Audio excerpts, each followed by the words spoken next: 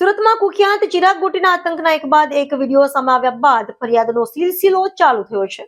સુરતમાં કુખ્યાત ચિરાગ ગોટીના આતંકના એક બાદ એક વિડીયો સામે આવ્યા બાદ ફરિયાદનો સિલસિલો ચાલુ થયો છે। ટ્રાવેલ્સ પાસેથી ઉછીના લીધેલા ₹18.75 લાખ પરત આપવાને બદલે તે ચાઉં કરી રિવોલ્વરની અન્ય ધમકી આપી 5,000 પડાવી લેનાર માથાભારે ચિરાગ ગોટી અને તેના ભાઈ નિરાંત ગોટીની સરથાણા પોલીસે ધરપકડ કરી 1 દિવસના રિમાન્ડ મેળવ્યા હતા।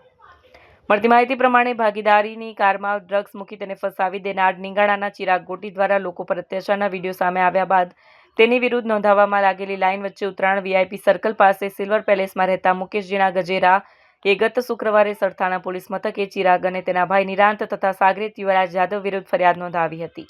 2021માં કોરોના કાળ બાદ ચિરાગ ગોટી અને યુવરાજ જાદવ નાણાંની જરૂરિયાત હોવાથી આ ટ્રાવેલ્સ પાસે આવ્યા હતા અને ચિરાગ ગોટીએ 18.75 લાખ તો યુવરાજે 1 લાખ ઉછીના લીધા હતા। અઠવાડિયામાં નાણાં પરત કરવાનો વાયદો કર્યા બાદ બંને પોત પ્રકાશ્યું। ચિરાગ ગોટી નિરાંત અને યુવરાજે કારમાં મુકેલ ગજેરાના ઘરે ધસી જઈ રિવોલ્વર તાક્યા કોઈની સગી નહીં થાય એમ કે ધાક ધમકી આપી ₹5,000 પડાવી લીધા।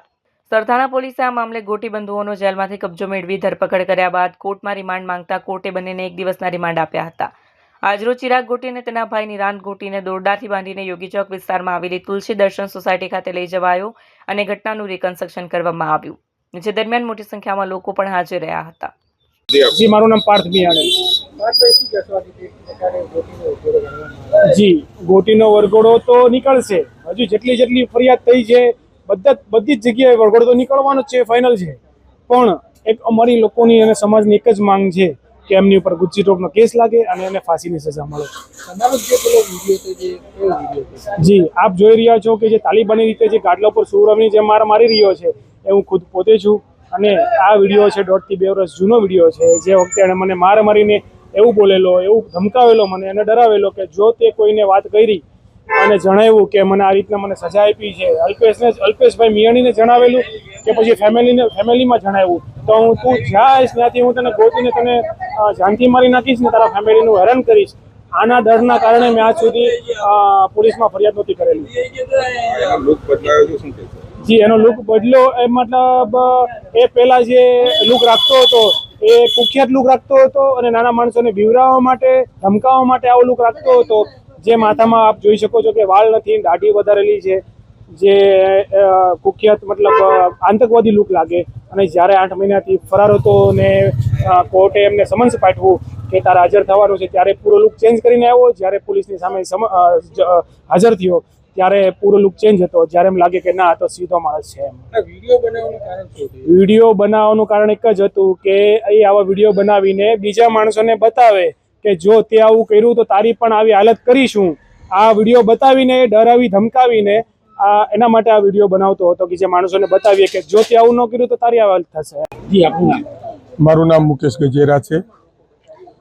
આજે ચિરાગ ગોટી જેમણે અસંખ્ય લોકો સાથે ચીટિંગ કર્યા છે અને લોકોને દબાવ્યા છે અને ખંડણીઓ પણ લોકો પાસેથી ઘણી બધી લીધેલી છે।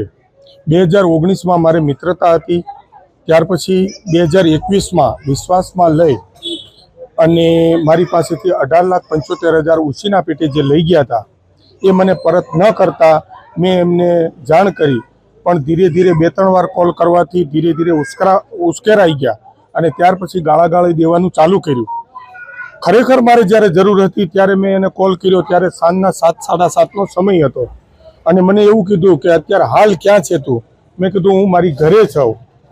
તો એ ચિરાગ ગોટી, એમનો નાનો ભાઈ અને યુવરાજ જાદવ ત્રણેય ઇનોવા કાર લઈ અને ઘરે આવી ગયા અને ઘરે આવ્યા ત્યારે ખબર પડી કે આ ચિરાગ ગોટી પીધેલી હાલતમાં છે।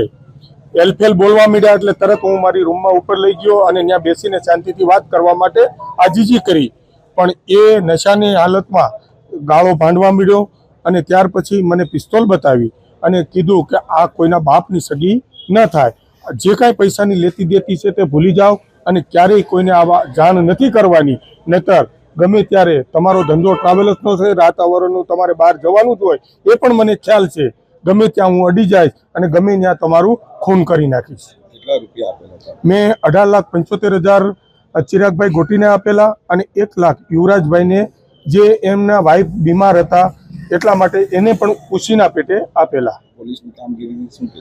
આજે જે પોલીસ કામગીરી કરી રહી છે એમનો ખૂબ ખૂબ આભાર માનીશ કે આજે જે અર્થતંત્ર અને પોલીસ કામગીરી ખૂબ ધન્યવાદ આપું છું કે આવા લુખ્ખા તત્વોને એમની ઓકાત બતાવે છે અને અર્થતંત્ર ઉપર તમામ સમાજને પૂરેપૂરો વિશ્વાસ બેસે એવા કાર્યો કરી રહી છે.